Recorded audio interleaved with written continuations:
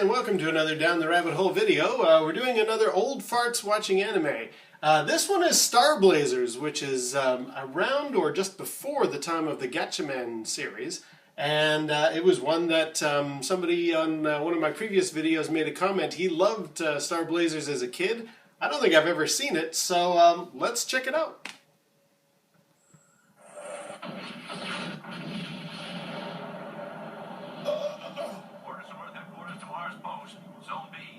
Check out unidentified craft landing near your base. Oh, so that's what hit us.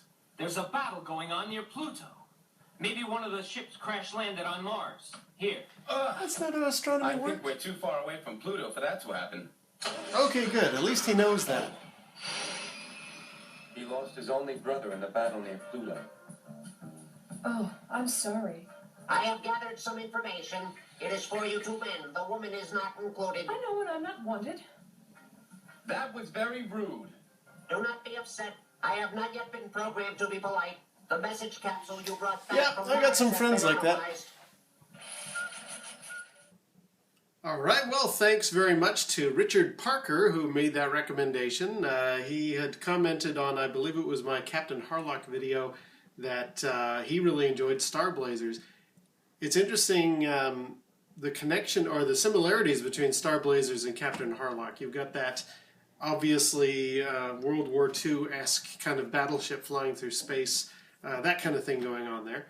Now, this is the American version, which I think came out in 1979. It's based on Space Battleship Yamato from 1974. So way before Star Wars. We've got a lot of space combat going on and bad guy aliens and that kind of thing. And I gotta say, the animation is really splendid in this show. Like the level of detail. Every character's got like shadows on their faces and all of the different environments, the parts of the spaceships, the parts of the city that they go to. Really well detailed.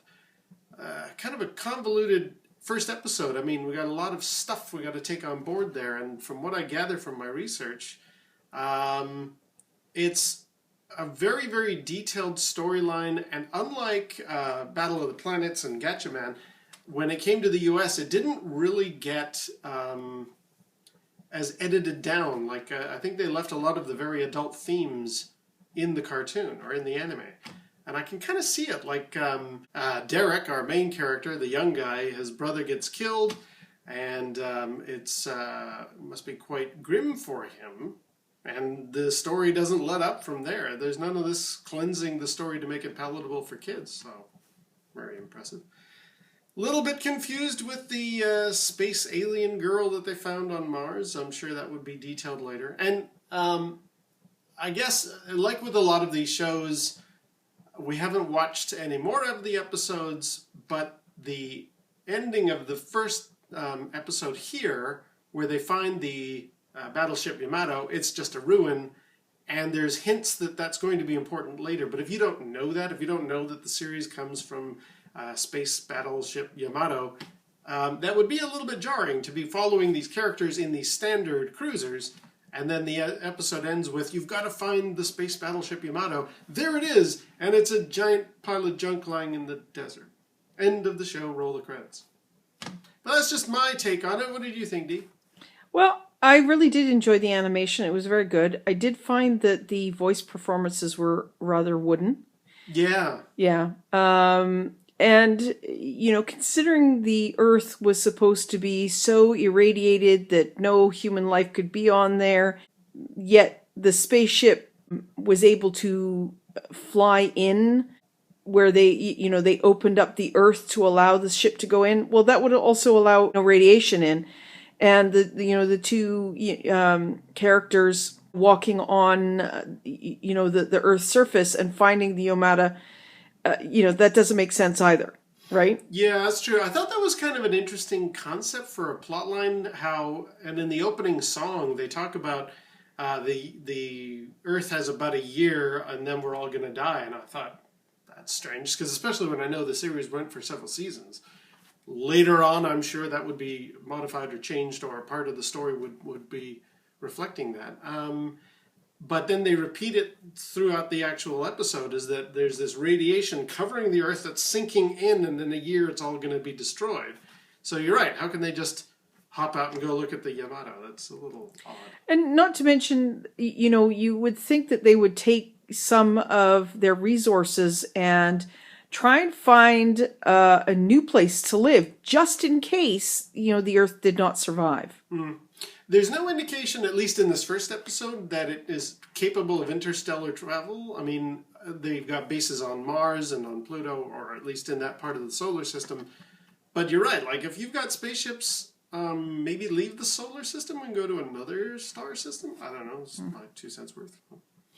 However, yeah, I would watch more of these because I think they're very well done. And again, in the research, it sounds like it was pretty somber in the storyline. Maybe that's why the character or the voice actors sound kind of wooden. There's a lot of bad news floating around, and so maybe there's not a lot of happy-go-lucky plotline, and therefore the actors just kind of toned it down in their performances. I don't know, but I am pleased that it's a mature kind of a cartoon with a Star Wars vibe before Star Wars was ever a thing. I mean, 1974, I think they were just starting to film Star Wars at that time. And there's some parallels there. That little red robot looked a little Robbie the Robot / R2-D2-esque there. That was kind of interesting. So I really liked it. I would watch more. Definitely gorgeous animation for the time. And I know it was quite a very successful series, so yeah, I would watch more of that. Yeah, so would I. Good stuff. All right, well, there goes another Old Farts Watching Anime. Again, thanks to Richard Parker for the recommendation. And I guess until next time, we'll see you down the rabbit hole. See you next time.